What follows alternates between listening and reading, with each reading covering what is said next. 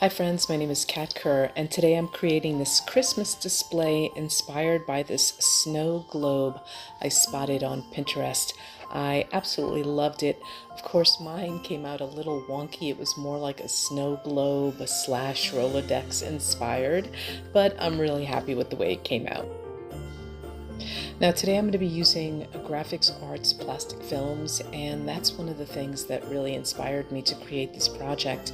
I love using these plastic films because they are extremely durable, and the idea of this, I guess, rotating snow globe slash Roladex is something that would be handled quite a bit, and I wanted to make sure that I was using something that was durable.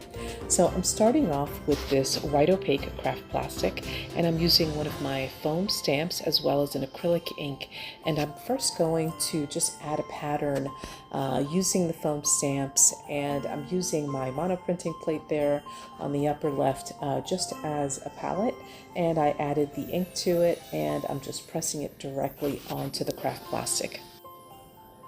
Now, if you've been following along, you know I don't like to waste paint, and so I had some leftover on my palette, and I decided to take one of my white opaque craft plastic page inserts from my Mixed Media Journal and just create a background with whatever paint was left over.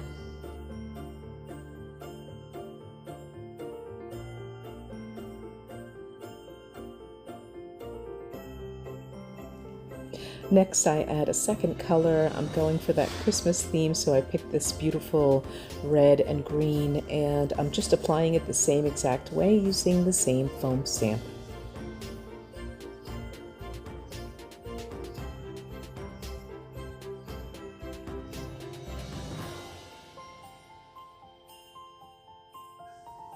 Now, I used a circle die to cut these out, but you can always use a pair of scissors.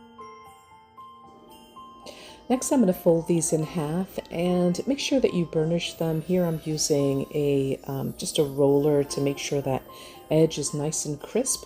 And once I fold them all in half, I'm going to take a piece of double tack dry adhesive film and adhere all of the pieces together.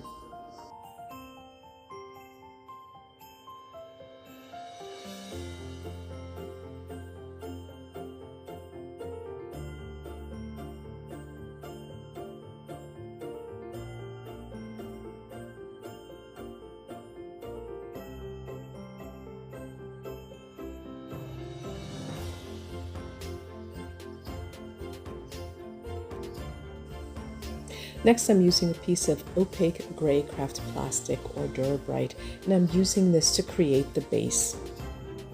Now, to create that freestanding base, I'm first going to fold it in half, and then I'm going to fold a 1/2 inch flap from the bottom. And I'm making sure to use that brayer, and then I'll open it up and fold the remaining flap so that I'm creating an M shape and that both sides are going in the same direction. Now, I decided I wanted a little bit of shine to that base, and so here I'm using a cardstock from Sizzix, and I'm just cutting it down to size, and I'm applying it to the gray opaque craft plastic using double tack dry adhesive film. Now, the sample that inspired me actually had had you cut out a notch on both the base and the circles, and this allowed you to rotate or to spin all of the little circles, but I didn't have that notch cutter tool, and so I decided to just leave it as is, and it worked out to my benefit because I was able to attach more dimensional pieces to all of the individual layers, and I ended up loving that. So the next thing to do is really add all of your decorations. My plan was to originally add some cardstock, but I decided to go through my stash and I just pulled out all of my Christmas related die cuts or rub-ons, and I just went to town with whatever I had in my stash. Now, once I decided on what paper elements to use, I pulled out a piece of Artist Tack dry adhesive film, and I love this stuff because it's great for pieces that are already cut out or oddly shaped, and you just pull back the protective layer, press all of your elements, and then you're going to just burnish it to make sure that your elements pick up those micro adhesive dots, and it works perfectly and fast. You don't have to wait for any adhesive to dry. You just, add the adhesive all at once and then pull what you need and attach it to your project.